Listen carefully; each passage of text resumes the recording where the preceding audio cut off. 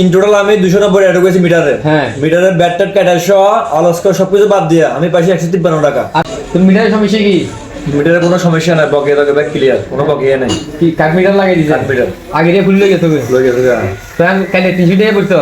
290 টাকা ঢুকেছি। হ্যাঁ।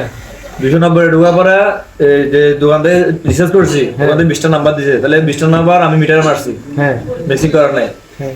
আবার গেছি আমি অফিসে। হ্যাঁ। অফিসে যাওয়ার পরে আমার বললো যে আপনার সিরিয়াল কত, সিরিয়াল নাম্বার বলার জন্য।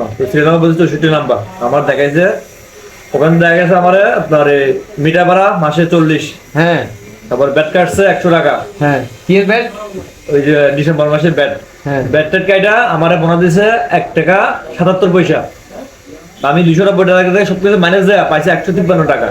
40 টাকা। 40 টাকা মিটার বাড়াই নিছে। হ্যাঁ, ডিমান্ড চার্জ 220 টাকা। আমরা ব্যাট ছাড়া 126 টাকা কাটবো। না না, রানিং মিটার। রানিং মিটার আমার। Running metre. Total running metre. 290 টাকা আমি মিটার 153 টাকা মিটার পাইছি আমি।